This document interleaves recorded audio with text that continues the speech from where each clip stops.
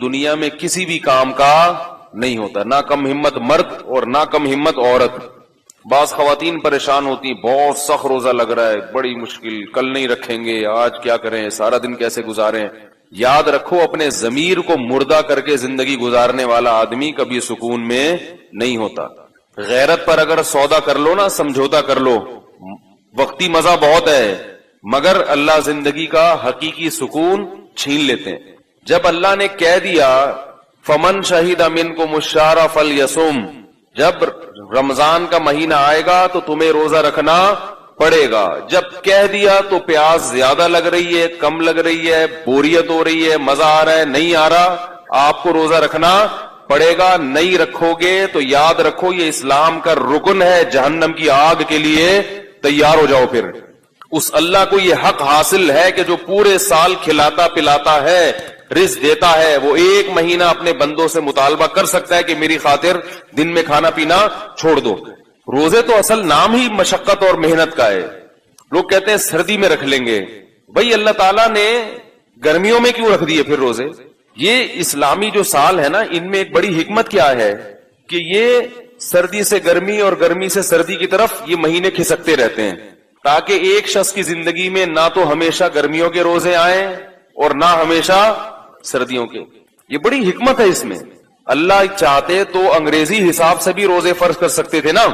بھائی اللہ میاں چاہتے تو کہتے جون کے روزے رکھا کرو، تو پاکستان والوں کا بیڑا غرق ہو جاتا، اور آسٹریلیا والے وہ بالکل اپوزٹ موسم ہوتا ہے جون میں، وہ پورے زندگی مزے میں رہتے، اور ہم پوری زندگی گرمیوں کے روزے رکھتے.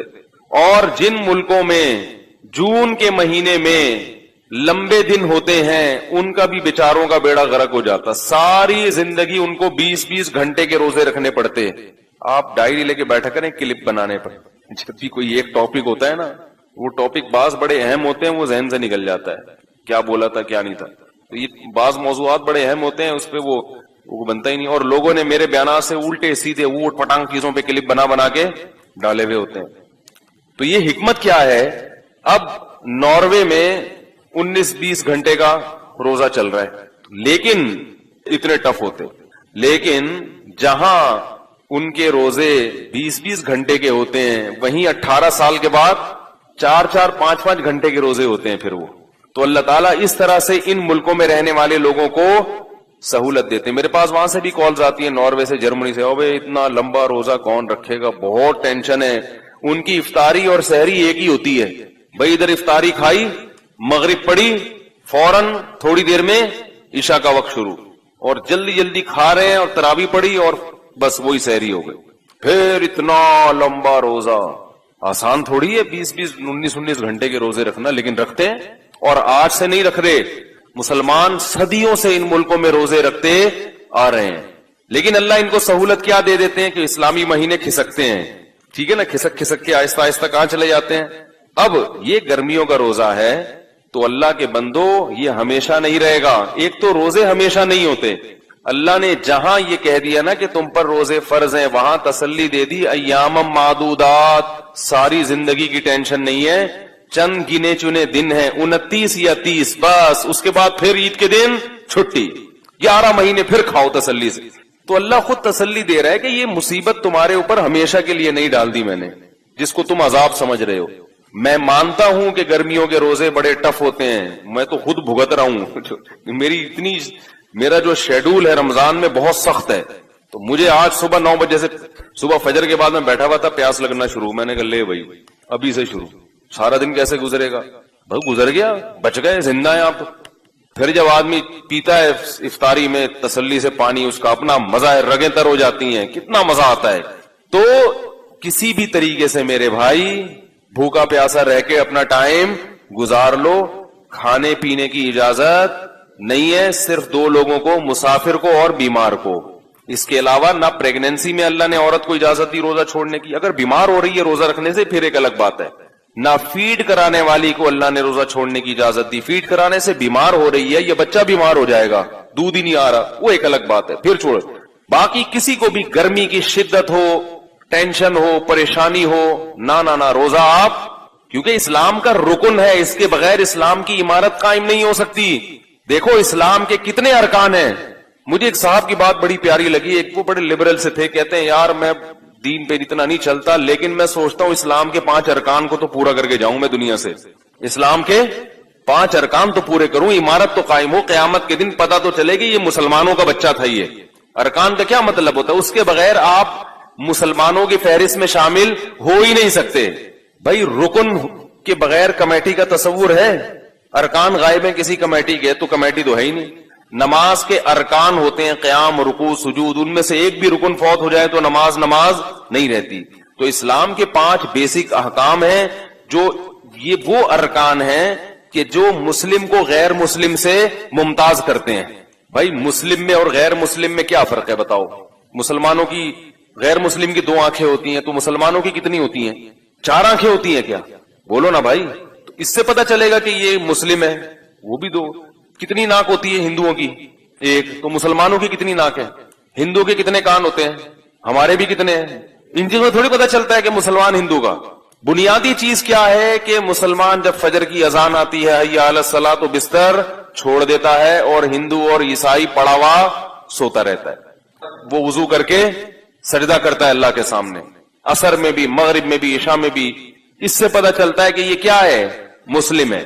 اسی طرح مسلمان پوری زندگی میں 1 مرتبہ لازمی بیت اللہ کی زیارت کرتا ہے, زندگی میں 1 مرتبہ. کتنا آسان بنایا اللہ نے دین کو, اگر وہ بھی پیسے ہیں جیب میں.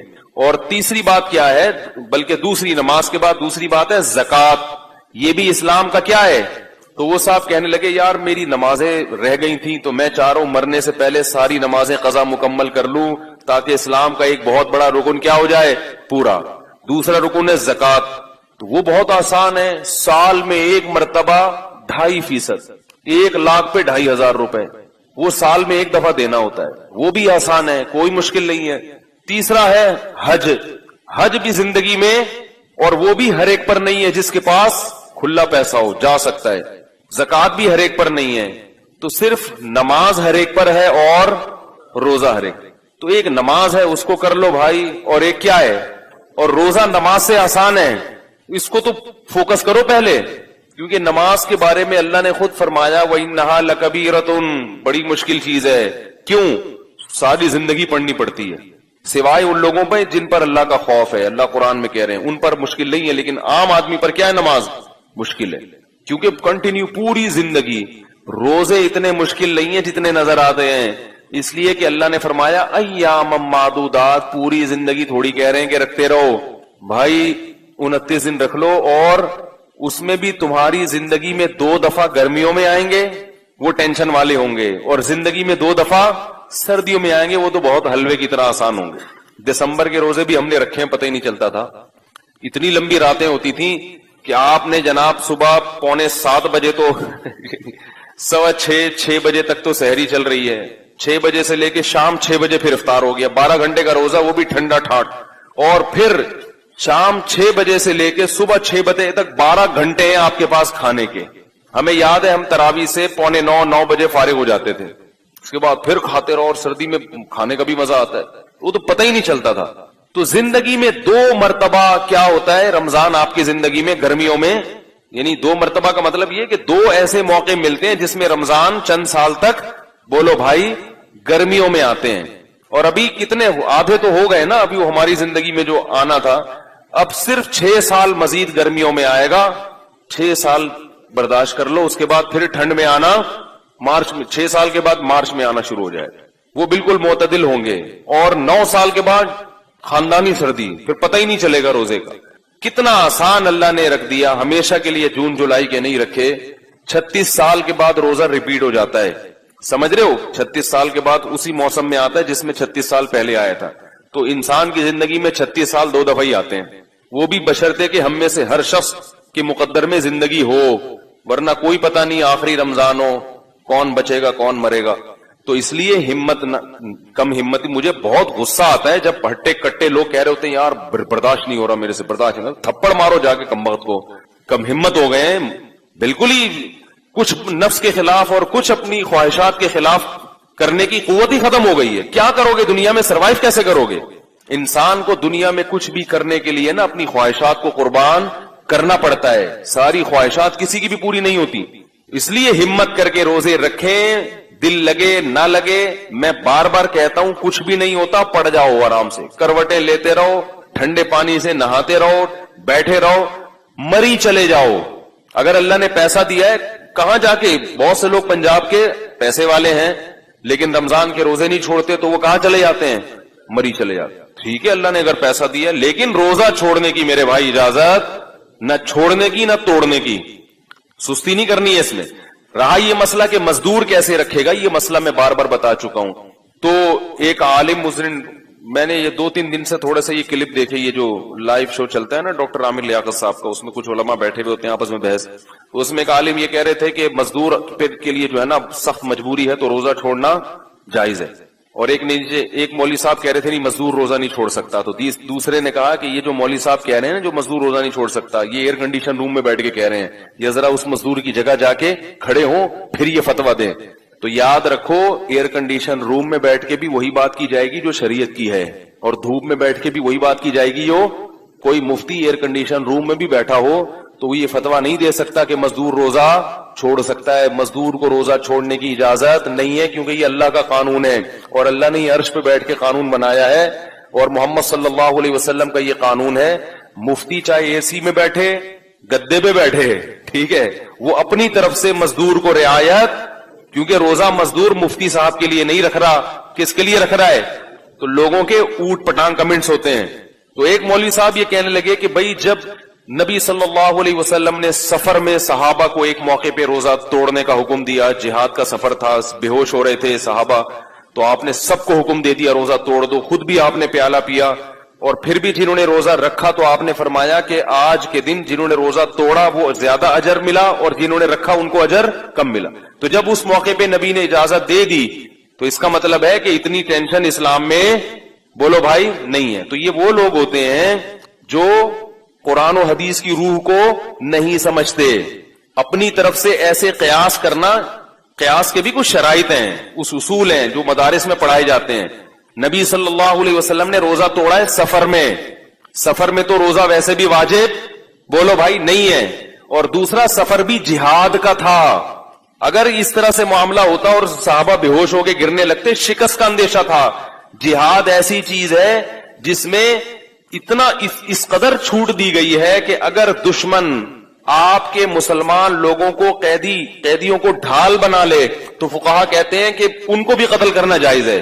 نہیں یاری بات بھائی، آپ دشمن سے لڑ رہے ہیں میدان جہاد میں، گولیاں چلا رہے ہیں، تیر پھینک رہے ہیں، انہوں نے جو مسلمان قیدی تھے نا وہ اپنے آگے ڈھال بنا دیے، کیا کر دیے؟ ڈھال بنا۔ اب آپ ان کو کیسے مارو گے؟ لیکن نہیں مارو گے تو فتح کس کی ہو جائے گی؟ ان کی۔ اس لیے فقہا نے دیا کہ مار دو۔ فقہا نے کیا کیا کہ کیا فتویٰ دیا؟ مار دو۔ نیت یہ کرو کہ میں اس دشمن کو مار رہا ہوں لیکن مجبوراً مسلمان ڈیلیٹ ہو رہا ہے تو رک تھوڑی سکتے ہیں، کیونکہ میدان جنگ میں اگر شکست ہو گئی پھر جو آپ کو وہ گاجر مولی کی طرح کاٹے گا اور آپ کی اس عورتوں کی عزتوں سے کھیلے گا، وہ نقصان، بولو بھائی، بہت بڑا ہے، بہت بڑا نقصان ہے۔ تو جہادی سفر کو عام سفر پہ بھی قیاس نہیں کیا جا سکتا، اور حالت حضر کو سفر پہ تو بالکل بھی قیاس نہیں کیا جا سکتا۔ تو اللہ تعالیٰ نے جو قرآن اور سنت کی روشنی میں جو صحیح بات ہے جو فقہا بیان کرتے ہیں، اس لیے میں کہتا ہوں قرآن و حدیث کو حقیقی معنوں میں فقہا نے سمجھا ہے۔ آپ کی اپنی رائے کا اعتبار، ہر آدمی قرآن و حدیث کا لیبل تو لگا رہا ہے، مگر ضروری نہیں کہ وہ عوام کے پاس علم نہیں ہے، وہ 2-4 روایتوں اور 2-4 واقعات کو دیکھ کے متاثر ہو جاتے ہیں کہ مزدور چاہے کتنی سخت ٹینشن میں ہو اس کو روزہ چھوڑنے کی اجازت، بولو بھائی، نہیں ہے۔ اب سوال پیدا ہوتا ہے وہ کرے گا کیا؟ کیونکہ مفتی صاحب تو ایئر کنڈیشن میں بیٹھ کے فتویٰ دے رہے ہیں، وہ اس مزدور کی جگہ جائیں تو وہ بھی یہی کہیں گے کہ چھوڑ دو۔ ناممکن ہے نا اس کے لیے تو رکھنا، اتنی گرمی میں جو کدال چلا رہا ہے وہ تو 1 گھنٹے میں بے ہوش ہو جائے گا۔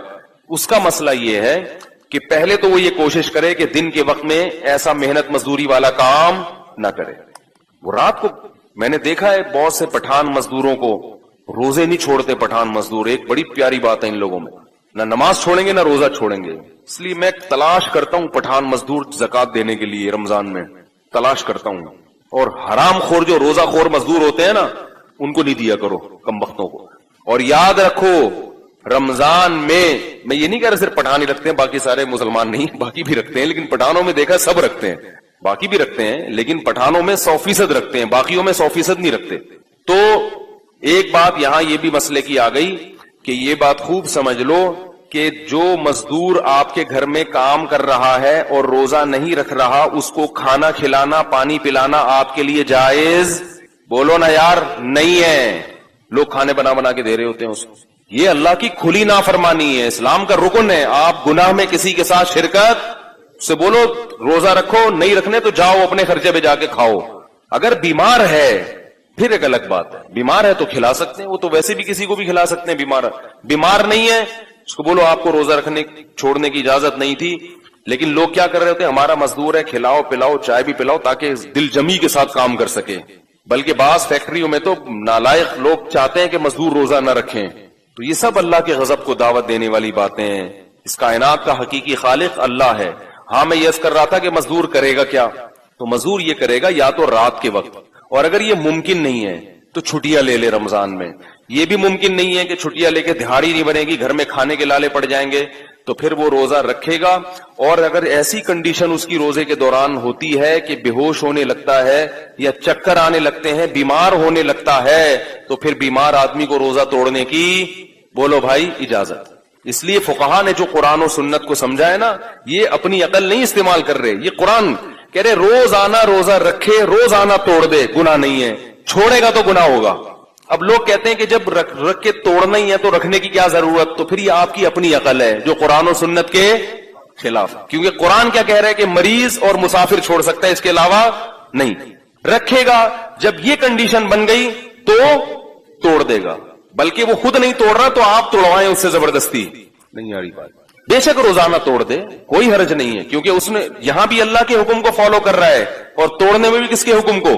کیونکہ بیمار آدمی ہو اور جان پہ بن جائے تو صرف توڑنا جائز نہیں ہے بلکہ توڑنا واجب ہے, کیونکہ جان بچانا پہلے فرض ہے. تو ہم نہیں کہہ رہے کہ وہ مر جائے اور شام کو اس کی لاش اٹھے, یہ نہیں کہہ رہے ہم یہ کہہ رہے ہیں کہ رکھے گا روز, کوشش کرے گا حتی الامکان اتنی محنت نہ کرے کہ شام تک نہ چل سکے. لیکن اگر ایسی کنڈیشن بن گئی تو پھر کیا حکم ہے, توڑ دے روزہ. اور یہ والا روزہ پھر سردیوں میں قضا کر لے. روز رکھے گا چاہے روز توڑنا پڑ جائے. یہ فتویٰ ہے قرآن و سنت کے عین مطابق. سمجھ رہے ہو کہ نہیں سمجھ رہے, چھوڑنے کی جات نہیں ہے. ہاں, اور یہ بھی یاد رکھو کہ بہت سے بیمار نا خام خامے فنٹر بننے کی کوشش بھی کرتے ہیں. ابھی ہمارے ایک دوست ہیں یہیں بیٹھے ہوئے تھے, ٹائیفائڈ ہوا ان کو. ٹائیفائڈ کے بعد ابھی اٹھے, ہاتھ کانپ رہے ہیں, کمزوری بہت زیادہ, اور روزے رکھ رہے ہیں. میں نے کہا آپ نہیں رکھو روزے, آپ اپنی کنڈیشن دیکھو یار. ابھی ٹائیفائڈ کا حملہ ہوا ہے آپ کے اوپر, بیماری سے اٹھے ہو, دوبارہ حملہ نہ ہو جائے. کمزوری میں تو دوبارہ بیماری, کانپ رہے ہیں ہاتھ. لیکن ماشاءاللہ کہہ رہے ہیں پھر پتہ ہی نہیں چلے گا رمضان کا, اسی دفعہ پتہ چلے گا, اگلی دفعہ بس اسی دفعہ 2-4 دن پتہ چلے گا, اگلی دفعہ کا پھر چانس. ہم چاہتے ہیں کہ 25-30 سال اور پتہ چلتا رہے رمضان. تو بیماری میں اگر بیماری بڑھنے کا اندیشہ ہے تو پھر روزہ چھوڑ دینا افضل ہے. کیونکہ اللہ کی گنجائشوں سے فائدہ اٹھاؤ, اللہ کے سامنے بھکاری بن کے رہے. اللہ تو نے مجھے ایک تحفہ دیا میں اسے لوں, اللہ کے سامنے فنٹر گیری نہیں کرو. کہ آپ کو ایک گفٹ دے رہا ہے, آپ کہہ رہے ہیں مجھے ضرورت ہی نہیں, میں تو ایسے ہی چلاؤں گا ٹائیفائڈ میں. تو اگر ایسی کنڈیشن ہے تو پھر انسان اللہ کی رخصت سے فائدہ ہو. لیکن جہاں اللہ نے رخصت دی ہے, اللہ نے گرمی کی وجہ سے رخصت نہیں دی, مزدوری محنت کی وجہ سے رخصت نہیں دی ہے, وہ تو رکھنا پڑے گا. کتنی ٹینشن, روزہ تو نام ہی ٹینشن کا ہے نا. روزہ نام اس کا ہے کہ تڑپو پیاس میں, بھوک میں تڑپو, ٹینشن ہو, اسی میں ثواب ہے. صحابہ کرام اتنے مزے سے خوشی سے روزے رکھتے تھے. ہم تو صرف رمضان کے نا وہ نفلی روزے گرمیوں میں رکھتے تھے. حضرت جابر رضی اللہ تعالیٰ عنہ تھے, غالباً جب ان کی موت کا وقت آیا رو رہے تھے.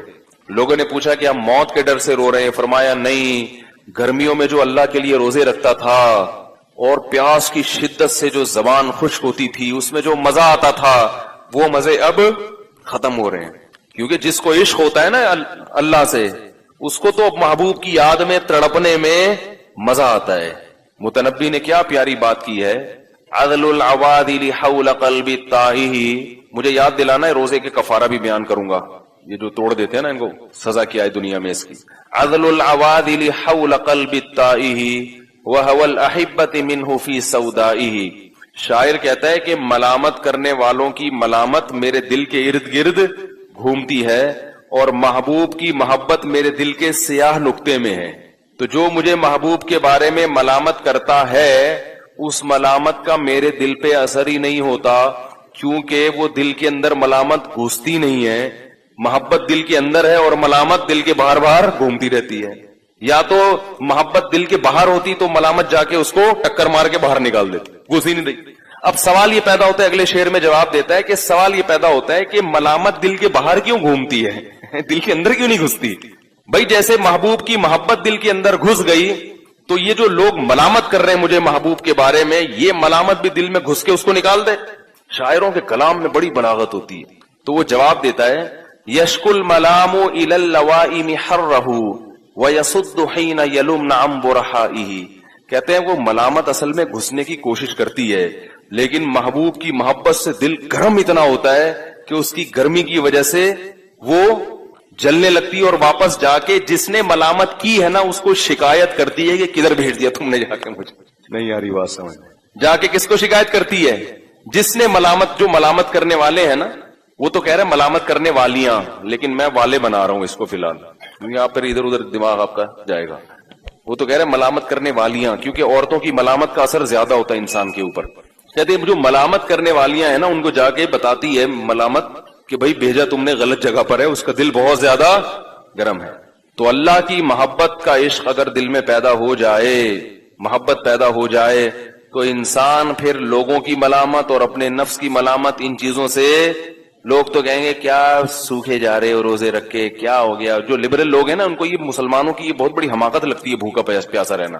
یہ جو ہے سارا دن بھوکے پیاسے رہتے ہیں، یہ جو لبرل لوگ ہیں نا یہ ہنستے ہیں مسلمانوں پہ. یہ بے وقوف لوگ ہیں، سارا دن بھوکے پڑے ہوئے ہیں، کوئی کام ہی نہیں ہو رہا. انگریز کہاں جا رہے ہیں، ترقی کر کے چاند پہ پہنچ گیا، اور یہ صبح 4 بجے کے کھا رہے ہیں سارا دن بھوکے. نہ دفتروں میں صحیح طرح سے کام ہوتا ہے. حقیقت ہے روزے میں کام نہیں ہوتا، یعنی عام طور پر بیٹھے ہوئے ہیں سوکھے سوکھے، نہ گٹکا منہ میں نہیں ہوتا.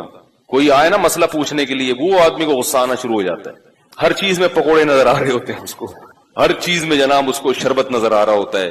اور کیسے، میں تو آج کل ٹف روزے چل رہے ہیں، گھر والوں کو بولا ہوا ہے کہ پہلے 5 منٹ پہلے پورا دسترخوان سج جانا چاہیے. ہر چیز ہو انتظار کی.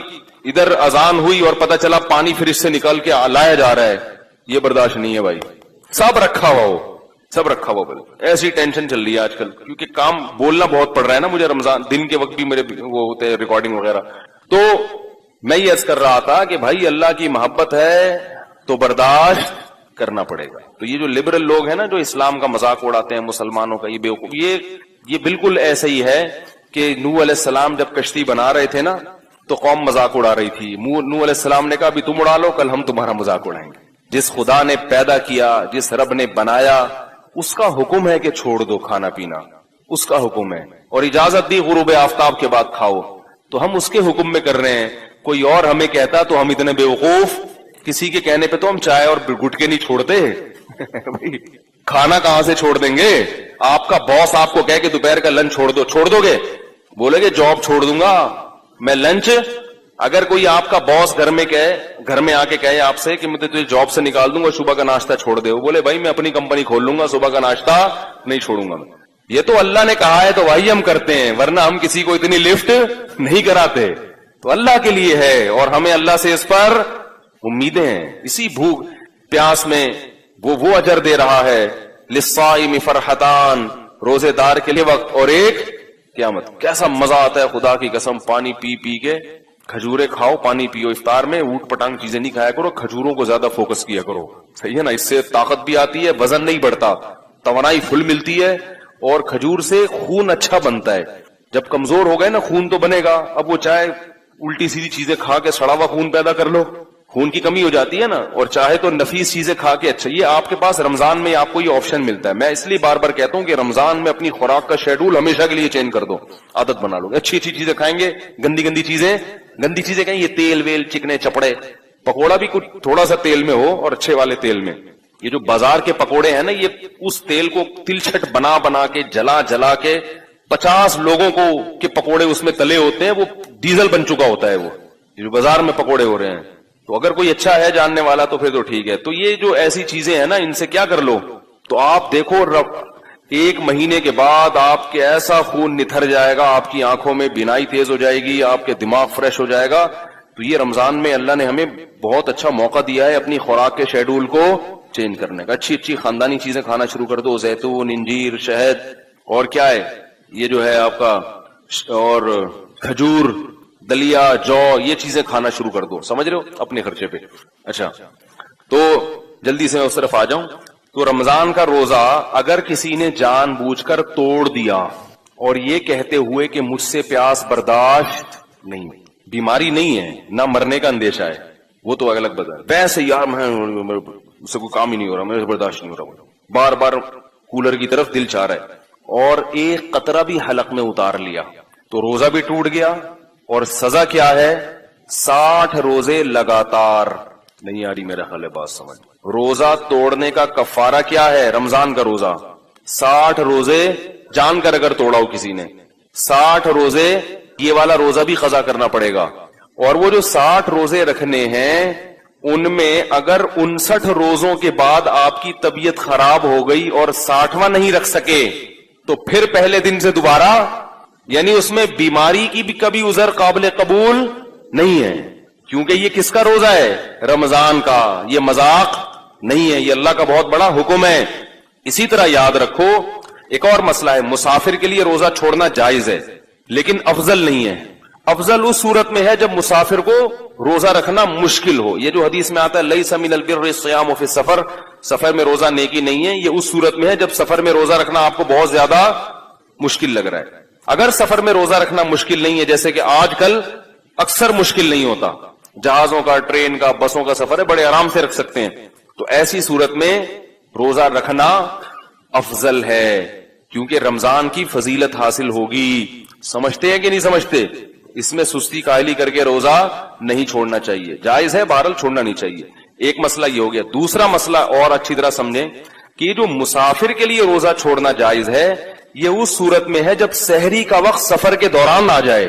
ہمارے ہاں یہ ہوتا ہے کہ دوپہر کسی کا لاہور جانے کا ارادہ ہے وہ صبح روزہ چھوڑ دیتا ہے کہ بعد وہ سفر میں. ایسا نہیں ہے, سحری کا وقت مقام پہ آیا ہے تو ابھی آپ مسافر بنے نہیں ہیں, آپ دوسرے مسلمانوں کی طرح آپ پر بھی روزہ فرض ہے کیونکہ ابھی آپ مسافر بنے نہیں ہیں.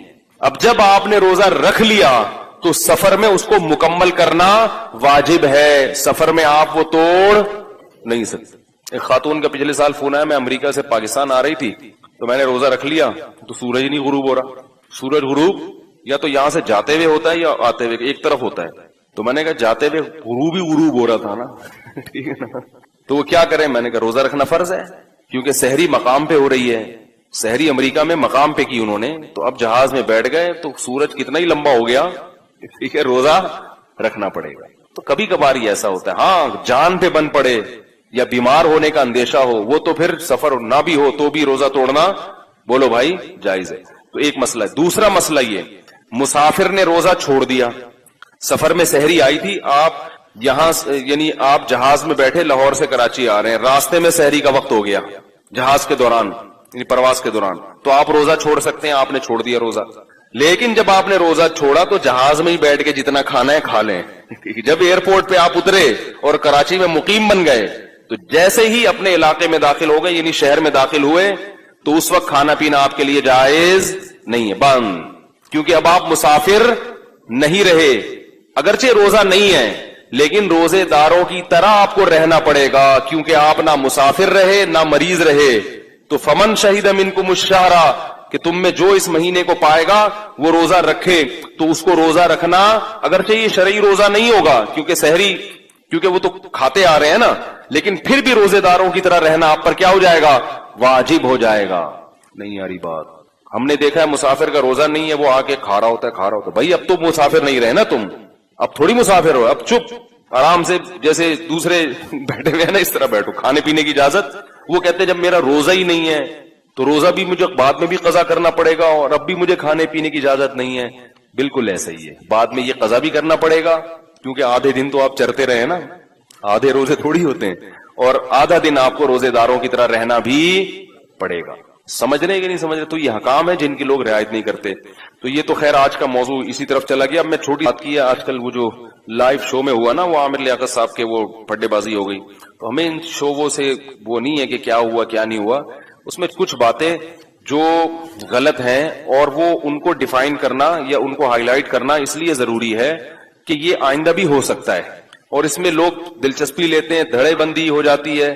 تو علماء کی بہرحال ذمہ داری ہوتی ہے کہ اگر کسی پہ ظلم ہوا ہے تو اس ظلم کو میں سمجھتا ہوں بیان کیا جائے. اس میں جو اہل حدیث عالم تھے, میں یہ سمجھتا ہوں ان کے ساتھ بہت ناانصافی ہوئی ہے, کیونکہ وہ نہ کہہ رہے میں ذاکر نائک کا خلیفہ ہوں, نہ میں وہ کہہ رہے میں وہ ایک بات کر رہے ہیں, لیکن اس کو توپے لے کے گستاخ رسول پر خام خواہ میں زبردستی. تو میں یہ سمجھتا ہوں کہ یہ جن لوگوں نے بھی اس طرح کیا ہے انہوں نے کوئی ذمہ داری کا ثبوت نہیں دیا. باقی ڈاکٹر ذاکر نائک صاحب نے جو یہ لفظ, ایک ایسا لفظ استعمال کیا کہ جو نبی کی جس سے توہین کا شائبہ ہوتا ہے, تو ہم نے سنا کہ بعد میں انہوں نے اس پہ معذرت بھی کی ہے. اور اس کا وہ باقی وہ مسئلہ کیا ہے تو میں نے آج جمعے کے بیان میں اس کو تفصیل سے بتایا ہے کہ اس طرح ذرا سی باتوں پہ الفاظ کی جو زبان لڑکھڑاتی ہے اور بندہ کہہ بھی رہا ہے کہ میری یہ نیت نہیں ہے, تو اس پہ فوراً توہین رسالت کے مقدمے مت چلایا کرو. میں نے اس کی کچھ مثال دی ہیں کہ حدیث میں بھی ایسی مثالیں ملتی ہیں کہ انسان کی زبان وہ بولنا کچھ چاہتا ہے, نکلتا کچھ ہے منہ سے, تو اس کو نبی صلی اللہ علیہ وسلم نے بھی نہ اللہ کا گستاخ قرار دیا, نہ توہین رسالت کا مرتکب قرار دیا. تو ہمیں اگر نبی کی سیرت کو فالو کرنا ہے تو پھر پورے طریقے سے فالو کرنا پڑے گا. تو وہ بڑا ظلم ہوا ہے ان اہل حدیث عالم کے ساتھ. میں نے وہ کل کلپ دیکھا, مجھے لوگوں نے بھیجا تو میں نے دیکھا وہ بہت زیادہ وہ خام اب ایسا نہ ہو کہ مجھے یہ ڈر ہے کہ وہ ایک جو ہے نا وہ ایک دلوس نکلنا نہ شروع ہو جائیں کہ یہ اہل حدیث جو ہیں وہ کیا ہوتے ہیں, معاذ اللہ گستاخ رسول ہوتے ہیں. تو پھر یہ کیا ہوگا, اہل حدیث اور حنفیوں کا یا بریلویوں کا کیا ہو جائے گا, ٹکراؤ. تو ہمارا ملک ابھی اس قسم کے ٹکراؤ کا متحمل بولو بھائی نہیں ہے. بھائی ملک میں بڑے پھڈے چل رہے ہیں, تو اس لیے جو بھی اس قسم کی چیزوں کو میں جذباتیت کا شکار ہوتے ہیں, سوشل میڈیا پہ ہمارا فرض ہے کہ ہم ان کی حوصلہ افزائی نہیں کریں اور ان کو بتائیں جو بھی اللہ کے رسول کو ماننے والا ہے وہ کبھی بھی گستاخ رسول نہیں ہو سکتا. سب مسلمان اللہ اس کے رسول سے محبت کرتے ہیں. تعبیرات میں کبھی کبھار زبان کیا ہوتی ہے, تو اس لیے کہ اگر علماء رہنمائی نہ کریں, سوشل میڈیا پہ لوگوں کے پھر بڑے زہریلے کمنٹس ہیں, اس سے اور زیادہ نفرتیں پھیل رہی ہیں. ہر آدمی اپنے ایک فرقے کو لے کے نا اب اس کو موقع مل گیا ہے. کوئی بھی ایسا جیسے کوئی کمزور پٹ رہا ہو نا اب اس کمزور نے آپ کے پیسے بھی لیے ہوئے تھے, بلکہ ایک طاقتور پٹ رہا ہو, فرض کریں اس نے آپ کے بھی پیسے لیے ہوئے تھے, تو آپ اس کو مار سکتے نہیں تھے. اب کیا ہوا ہے کہ وہ لوگ اس کو کوٹ رہے ہیں, تو آپ بھی جا کے اس پہ چوری کا الزام لگا کے تھپڑ مار. مقصد چوری نہیں ہوتی, مقصد ہوتا ہے کہ اس نے جو ہے نا میرے پیسے دینے. ہم سرگودا میں تھے تو ایک چور پکڑا گیا, تو ایک صاحب نے اس کو 2-3 لوگوں نے نا اس کو درخت سے باندھ دیا. چور بڑا طاقتور تھا, اب لوگوں نے اس کو چانٹے مانٹے مارنا شروع کیے. تو میں چھوٹا بچہ تھا, تو میں نے دیکھا پورا محلہ آ کے اپنی چانٹوں کی ٹھڑک وہاں پوری کر رہا ہے, کیونکہ بہت سے لوگوں کو نا پیٹنے کا شوق ہوتا ہے لیکن ان میں اتنا دل ہوتا نہیں ہے کہ کسی پہ ہاتھ اٹھائیں. تو سب نے آگے بولا یہ بندہ ہوا ہے, ہاتھ بھی بندے ہوئے ہیں, چوری کی ہے, پٹاخ. دوسرا آ رہا ہے, وہ بھی پٹاخ لاتے ہیں گھوسے. تو صاف پتا چل رہا تھا کہ ان کو چوری سے, کیونکہ ان کی چوری تھوڑی کی ہے اس نے, ان کو نہ چوری سے نفرت ہے نہ کوئی چور سے نفرت ہے, بس یہ بھی چاہتے ہیں کہ انگلی کٹا کے ہمارا بھی نام کس میں, شہیدوں میں آ جائے. تو ابھی وہ بیچارے اہل حدیث عالم سے کوئی گڑبڑ ہوئی تو ہر آدمی جو ہے نا رسول اللہ صلی اللہ علیہ وسلم سے عشق کا دعویٰ کر کے ایک بوچھاڑ کر رہا ہے. اس سے خطرہ یہ ہے کہ مسلکی اختلاف کہیں بہت زیادہ بڑھ نہ جائے جس کے مسلمان ابھی تحمل نہیں کر سکتے.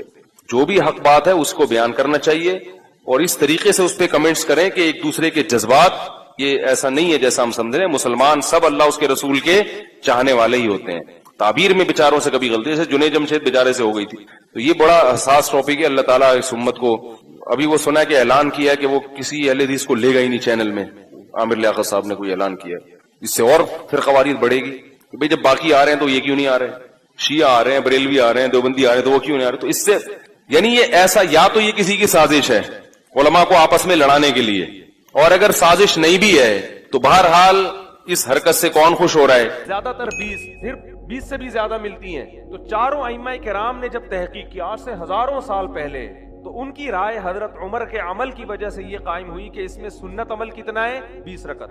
اس وقت سے لے کے مسجد نبوی اور مسجد حرام میں آج تک بھی ہو رہی ہیں 20 رکعت سنت سمجھ کے. آج اگر حرم میں ہمیشہ کے لیے بھی 10 ہو جاتی ہیں, میرے بھائی اسلام وہ ہے جو قدیم ہے. قرآن و سنت کی وہ تشریح جو پہلے علماء کر چکے ہیں, پوری امت اس پر. آج کی تشریحات پر ہمیں اعتماد نہیں ہے. آج حکومتوں کے دباؤ ہوتے ہیں, آج مفادات ہوتے ہیں, کسی پہ ہم الزام نہیں لگا رہے. آج بعض دفعہ سوچنے میں غلطی کرتا ہے انسان، قرآن و حدیث کا اپنی طرف سے مفہوم مراد لے رہا ہوتا ہے۔ ہمارے اہل حدیث بھائی عام طور پر صحیح بخاری کی حدیث پیش کرتے ہیں کہ نبی صلی اللہ علیہ وسلم رمضان غیر رمضان میں 8 رکعت سے زیادہ نہیں پڑھتے تھے۔ تو بہت آسان جواب ہے، اس حدیث سے تراویح پر استدلال کرنا تو اتنا غلط ہے، اتنا غلط ہے، میں حیران ہوتا ہوں۔ بھائی نبی اگر 8 رکعت پڑھتے تھے تو کیا جماعت سے پڑھتے تھے؟ آپ جماعت سے کیوں پڑھتے ہیں؟ نبی تو آخری وقت میں پڑھتے تھے، آپ عشاء کے بعد کیوں پڑھتے ہیں؟ دوسری بات یہ، بخاری ہی میں دوسری حدیث بھی تو ہے کہ نبی صلی اللہ علیہ وسلم یزید فی رمضان ما لا یزید فی غیرہ، رمضان میں جو رات کی عبادت خاص طور پر تعداد مقدار وہ رمضان کے علاوہ کی تعداد سے زیادہ، بخاری ہی کی دوسری حدیث اس حدیث کے کیا ہے؟ اگینسٹ ہے۔ تو اس کو کیوں لیتے ہو، اس کو کیوں نہیں لیتے؟ دونوں حدیثیں صحیح بخاری کی ہیں۔ اسی وجہ سے علماء نے کہا ہے کہ حضرت عائشہ کی جو حدیث ہے نا کہ نبی رمضان اور غیر رمضان میں 8 سے زیادہ نہیں پڑھتے، یہ مسترب ہے، کیونکہ دوسری حدیث بالکل اس کے اگینسٹ ہے۔ جب دو حدیثیں بالکل ایک جیسی سند کی ہوں اور ایک دوسرے کی اگینسٹ ہوں تو ان میں کسی سے بھی آپ استدلال نہیں کر سکتے۔ اس کی مثال ایسے ہے جیسے بخاری میں ہے کہ حضرت سلیمان علیہ السلام نے ایک رات میں اپنی 60 بیویوں سے ہم بستری کی، دوسری میں آتا ہے 100 بیویوں سے کی۔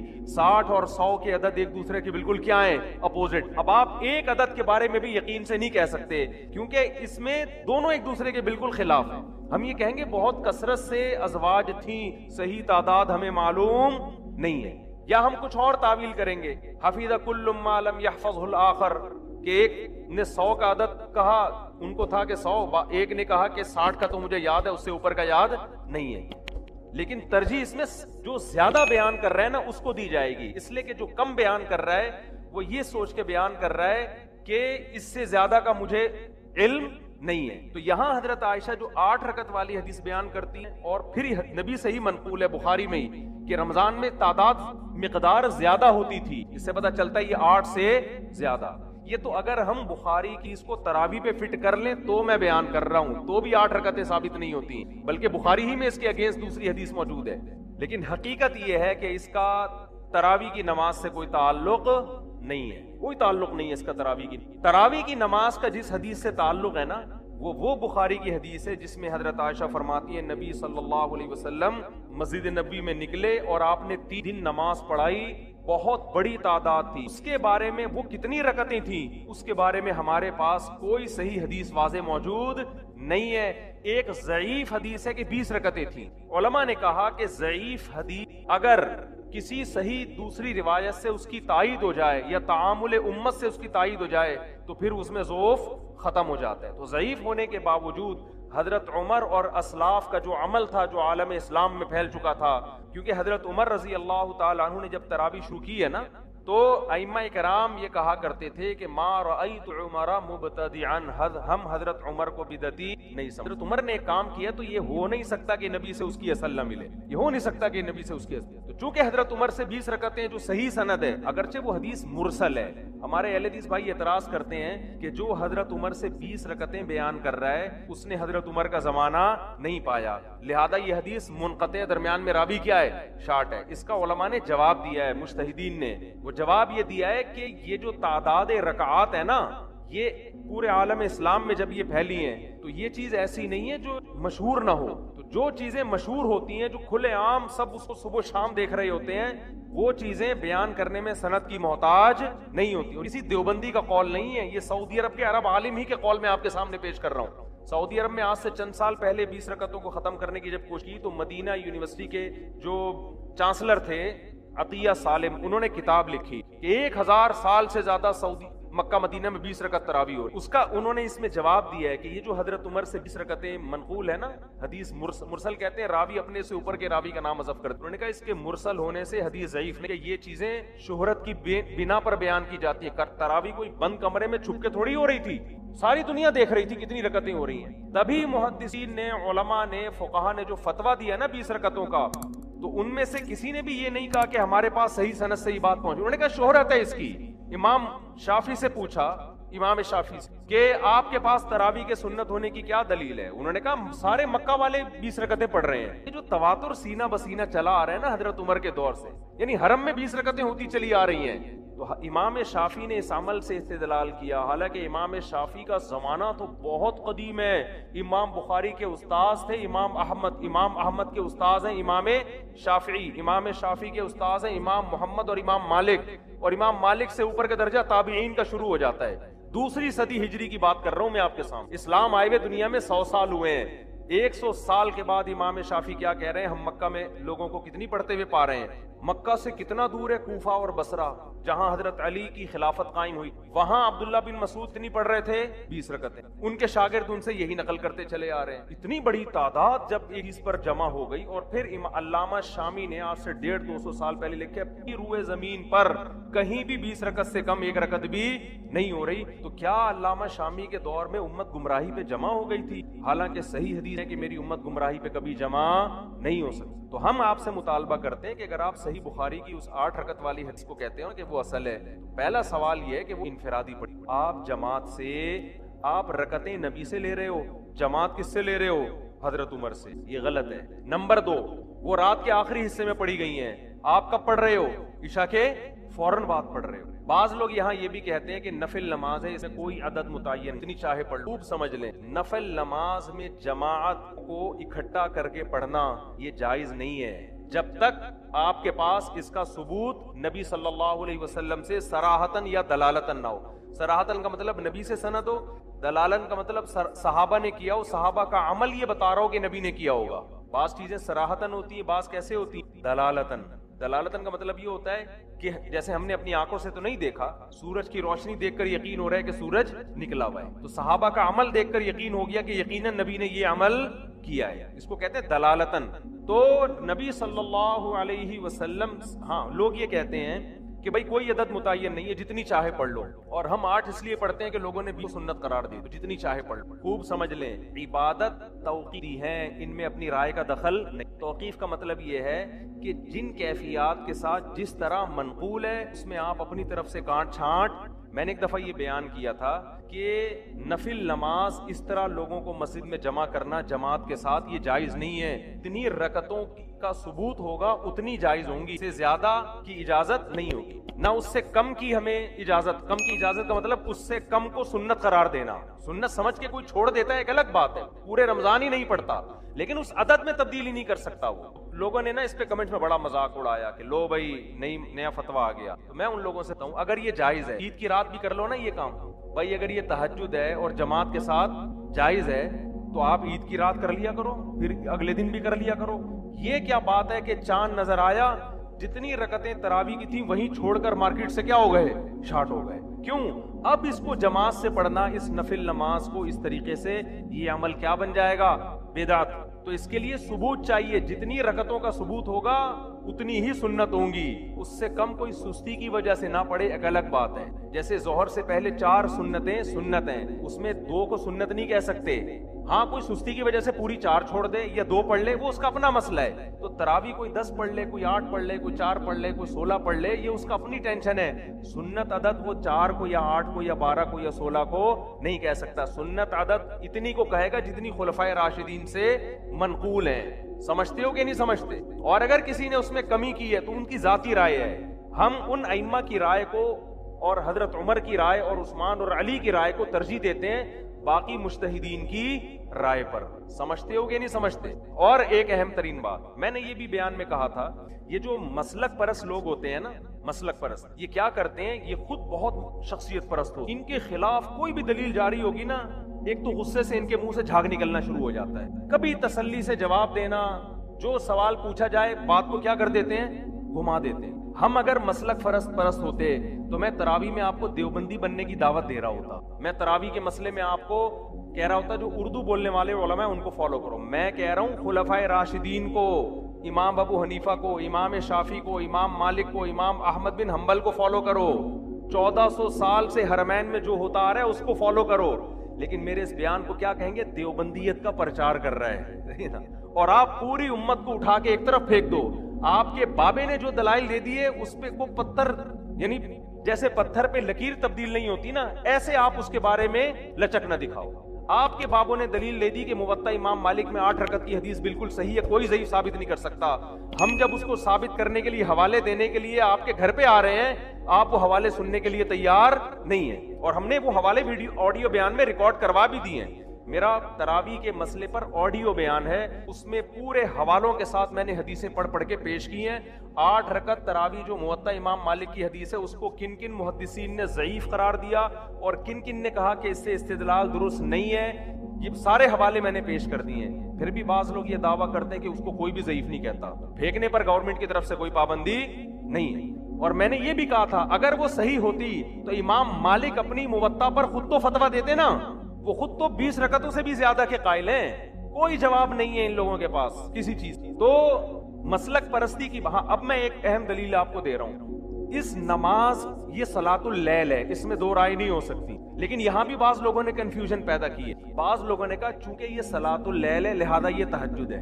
لہذا یہ کیا ہے؟ ایک صاحب نے یہ بھی دلیل دی ہے، بزرگ ہیں، انہوں نے دلیل یہ دی ہے کہ یہ نام بھی بدعت ہے، لوگوں نے خود بعد میں رکھا ہے اس کا نام تراویح. نبی سے تو ہمیں صلاۃ اللیل ملتی ہے، اس کے علاوہ کوئی نماز نہیں ملتی. اور دلیل دی ہے امام بخاری نے صلاۃ اللیل کا باب باندھا ہے اور اس کے تحت تراویح کا بھی تذکرہ کیا اور تہجد کا بھی اور وطر کا بھی. لہذا یہ سب کیا ہیں؟ ایک ہی نماز. یہ ایسے ہے جیسے میں کہوں میڈیکل سائنس کی کتابوں میں ایک باب باندھا ہوا ہے جاندار اور غیر جاندار کے عنوان کے تحت انسان کا بھی تذکرہ ہے، گدھے کا بھی ہے، کتے بلی کا بھی ہے. لہذا یہ سارے ایک ہی ہیں. نہیں آئی بات سمجھ؟ ارے بھائی یہ جاندار ہونے میں ایک ہیں، اس کے علاوہ یہ ایک نہیں ہے. تو امام بخاری صلاۃ اللیل کا باب باندھ کے جو نمازوں کا تذکرہ کر رہے ہیں، اس کا مطلب یہ نہیں کہ ساری نمازیں ایک ہیں. تبھی تو ان کو الگ الگ نام دیا گیا ہے. وطر کو الگ نام دیا ہے، تہجد کو الگ نام دیا ہے، تراویح کو الگ نام اگرچہ بعد میں دیا گیا ہے، مگر دیا اس لیے گیا ہے کہ اس کی کیفیات اور اس کے پڑھنے کا طریقہ عام تہجد سے جدا ہے، عام تہجد سے جدا ہے. اس لیے اسلاف نے ہی اس کو تراویح کا نام دیا. یہ علماء دیوبند نے نام نہیں دیا، یہ حدیث کی کتابوں میں نام موجود ہے. آپ کہہ سکتے ہیں جب نبی نے نام نہیں دیا تو ہم نام کیوں دیں اس کو الگ سے؟ ہم اس لیے نام دیں گے کہ اسلاف نے جب ہماری آسانی کے لیے ایک نام دے دیا تو ہمیں بھی اس میں آسانی ہے. تو گورنمنٹ نے نام دینے پر کوئی پابندی نہیں لگائی، نہ اللہ نے. اور بہت ساری ہمیں مثالیں ملتی ہیں کہ نبی نے نام نہیں دیا مگر بعد میں فقہا نے نام دیا اور ہم نے بھی اس کو نام دے دیا. فجر سے پہلے کی 2 سنتیں، اس کو سنت مؤکدہ کہا جاتا ہے کہ نہیں کہا جاتا؟ کوئی حدیث دکھا دو کہ نبی نے اس کو 2 سنت مؤکدہ کہا ہو. بلکہ نبی کی جو حدیثوں میں ملتا ہے رکعت الفجر، فجر کی 2 رکعتیں. اب کوئی آپ سے پوچھے میں آپ کیا کر رہا ہوں؟ میں فجر کی 2 رکعتیں پڑھ رہا ہوں، تو اگلا سمجھے گا فرض پڑھ رہا ہے شاید. آپ کے نہیں میں کیا کر رہا ہوں؟ سنت. آپ کو وہ نام دو جو حدیث میں ہے، اس کو فجر کی 2 رکعتیں بولو، سنتیں نہ بولو. بھائی کنفیوژن ہو رہی ہے کہ 2 رکعت سے فرض مراد ہے یا سنت، تو ہم نے اس کو الگ. یہ سنت کا لفظ بھی حدیث میں نہیں ہے. حدیث میں جو سنت کا لفظ ہے وہ کسی اور معنی میں ہے. حدیث میں تو سنت طریقے کو بولتے ہیں، وہ فرض بھی ہو سکتا ہے، واجب بھی ہو سکتا ہے. یہ تو بعد میں امت نے فرق کیا، یہ سنت ہے اور یہ کیا ہے؟ فرض ہے. نفل کا جو ہم نے نام دیا نفل، یہ تو سب اسلاف نے نام دیا ہے. نبی کے دور میں ہمیں یہ اصطلاحات نہیں ملتی، فرض، سنت، نفل. قرآن کہہ رہا ہے وَمِنَ اللَّيْلِ فَتَهَجَّدْ بِهِ نَافِلَةً لَكَ، رات میں آپ تہجد پڑھیں، آپ کے لیے نفل ہے. تو یہاں نفل سے مراد وہ نفل نہیں ہے، نافلہ کا اضافی چیز ہے. اسی آیت سے علماء نے استدلال کیا ہے کہ تہجد نبی پہ فرض ہے، حالانکہ قرآن کیا کہہ رہا ہے؟ نفل ہے. تو یہاں نفل وہ والا نفل نہیں ہے جس کو ہم نفل کہتے ہیں. تو بہت ساری ٹرمز ایسی ہیں جو بعد میں فقہا نے ایجاد کی ہیں اور ان کو اہل حدیث بھی مانتے ہیں، سارے مانتے ہیں ان ٹرمز کو، اس لیے کہ ان ٹرمز کی وجہ سے ایک عبادت کو دوسری عبادت سے فرق کرنا کیا ہو گیا ہے؟ آسان ہوگی. تو خوب سمجھ لو، جب اسلاف نے دیکھا کہ یہ وہ نماز ہے جو صرف رمضان میں پڑھی جاتی ہے، ایک امام کے پیچھے پڑھی جاتی ہے، اس کی مخصوص رکعتیں ہیں، ان تعداد میں پڑھی جاتی ہے، چاند نظر آتے ہی یہ نماز پورے سال کے لیے غائب ہو جاتی ہے، تو اس لیے اسلاف نے اس کو نام کیا دے دیا؟ تراویح کا. تو یہ نہ میں نے دیا، نہ علماء دیوبند نے دیا، نہ احمد رضا خان بریلوی صاحب نے دیا، نہ کسی اور نے دیا، نہ الیاس قادری صاحب نے دیا، نہ کسی اور نے. یہ کس نے نام دیا ہے؟ اسلاف نے. اور آج سے نہیں، صدیوں پہلے.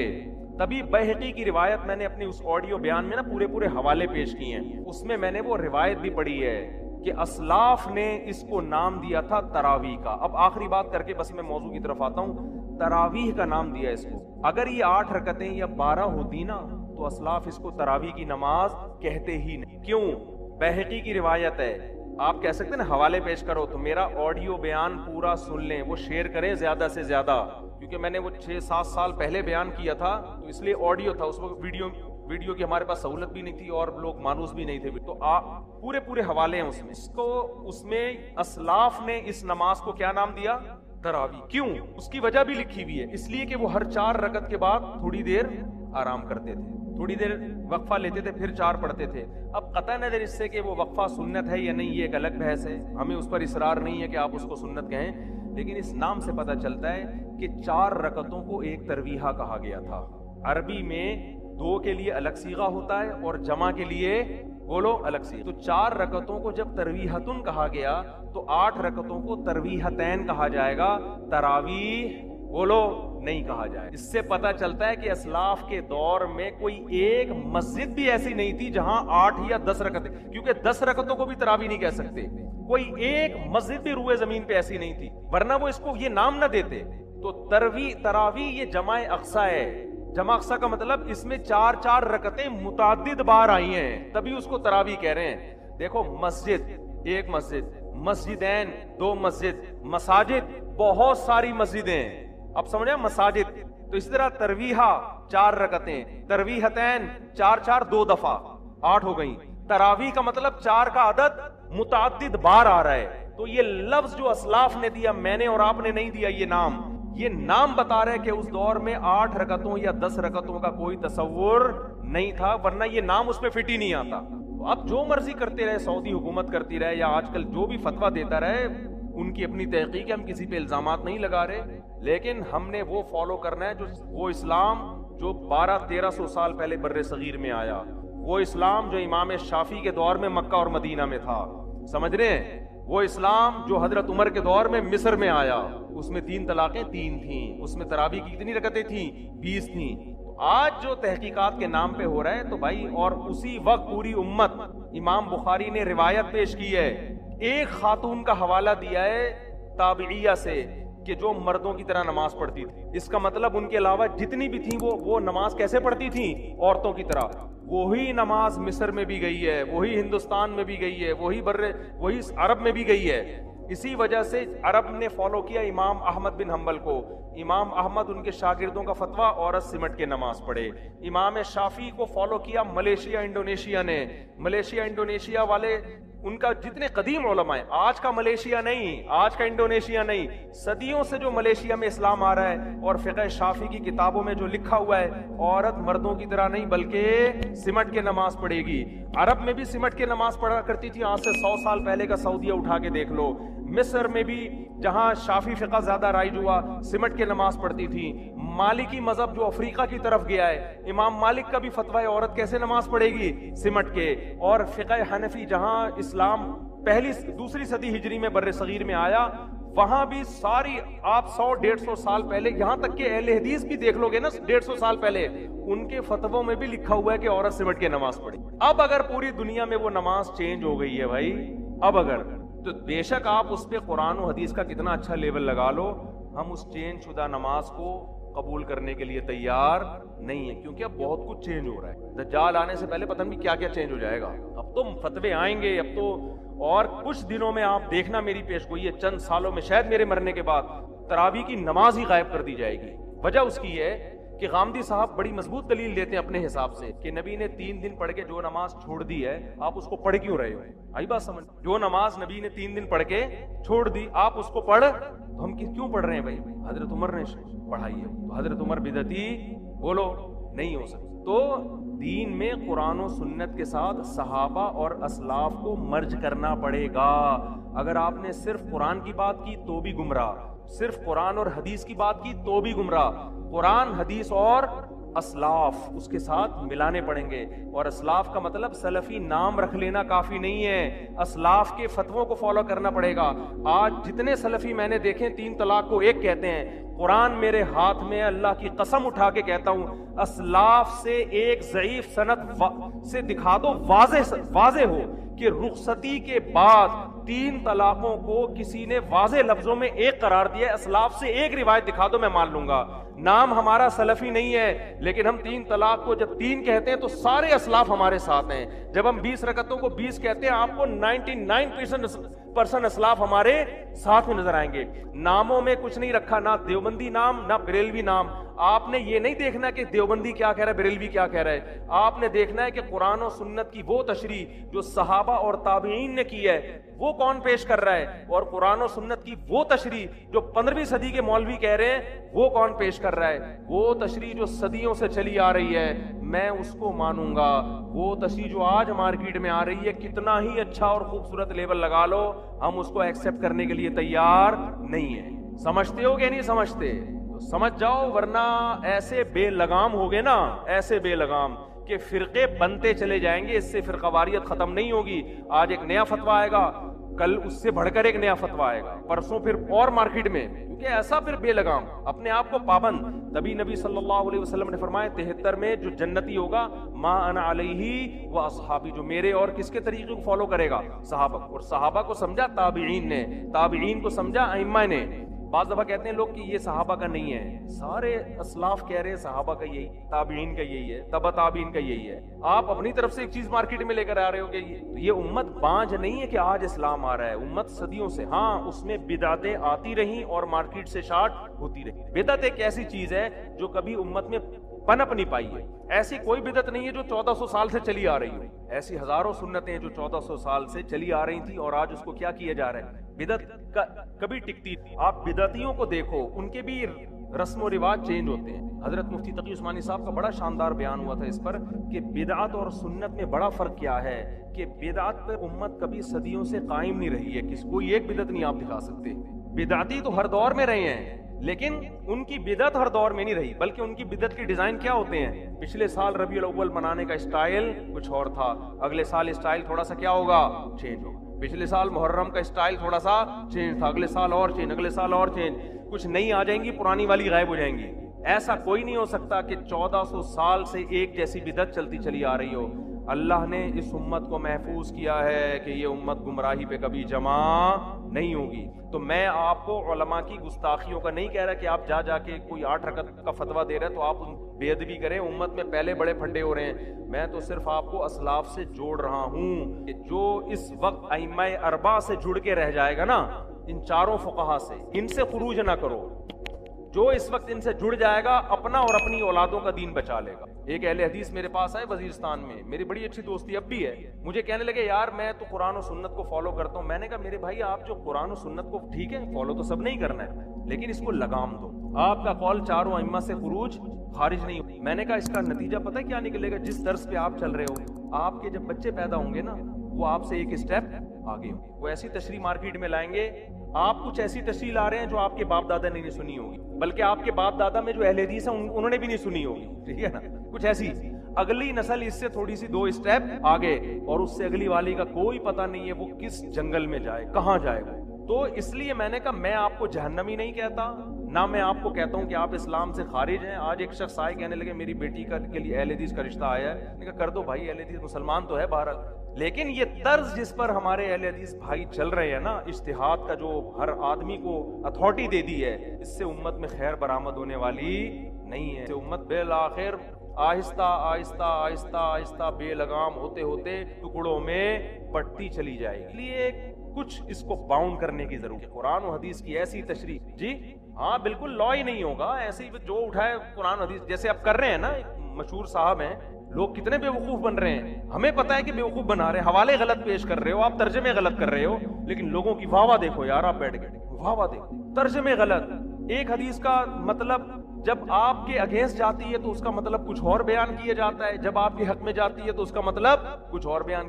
ایک حدیث میں ایک لفظ آیا ہے، جب حضرت معاویہ کے اگینسٹ جا رہی ہے اس کا ترجمہ کچھ اور کیا جا رہا ہے، جب وہ اہل بیت کے اگینسٹ جا رہی ہے تو اس کا ترجمہ کچھ اور کیا جا رہا ہے. یہ دھاندلیاں آج کے مجتہدین کر رہے ہیں. اس لیے حضرت عبداللہ بن مسعود رضی اللہ تعالیٰ عنہ کا قول ہے، من کان منکم مستنن فلیستن بمن قد مات فإن الحی لا یؤمن علیہ الفتنہ. جو تم میں فالو کر رہے پچھلوں کو فالو کرے. آج کے لوگوں پر اعتماد نہیں کیا جا سکتا. سمجھتے ہو؟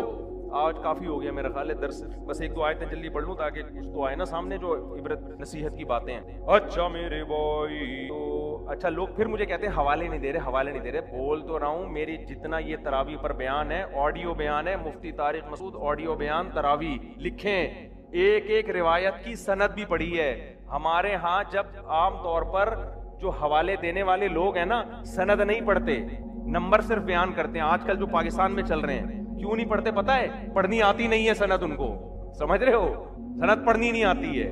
تو یہ تو علم کا حال ہے. حمزہ وصلیہ کا فرق معلوم نہیں ہے. ایک مشہور صاحب بیان کر رہے تھے کہ ایک حدیث میں آتے اللہم بسمک اموت و احیا, اور ایک میں آتے اللہم باسمک اموت و احیا. یہ گرامر کے لحاظ سے اتنی بڑی غلطی ہے کہ مدرسے کا پہلی جماعت کا بچہ کہے گا کہ جس آدمی کو بسمکا اور باسمکا کا نہیں پتا وہ مجتہد بنا ہوا ہے, لوگوں کو مسائل بتا رہے قرآن و حدیث. یہ ایسے ہی ہے جیسے میں آپ سے کہوں کہ انگلش میں ایک پروفیسر نے کہا آئی نو اور ایک نے کہا آئی کنو. ابے کہ لکھا جائے نہ لکھا جائے سائلنٹ ہی ہوگا ہمیشہ. تو بخاری میں کوئی ایسی حدیث نہیں ہے جس میں آتے اللہم باسمکا, اسمکا غلط ہے, الف لکھا جائے گا پڑھا نہیں جائے گا. یہ حالت جہالت کی ہے اور امت کو گائیڈ کر رہے ہیں اور فتوے دے رہے ہیں. ابو حنیفہ کا یہ قول غلط ہے, شافعی کا یہ قول غلط ہے, میں صرف قرآن حدیث کو مانتا ہوں. بھائی تو قرآن حدیث کو نہیں مانتے آپ لوگ, آپ لوگوں پر قرآن و حدیث کی وہ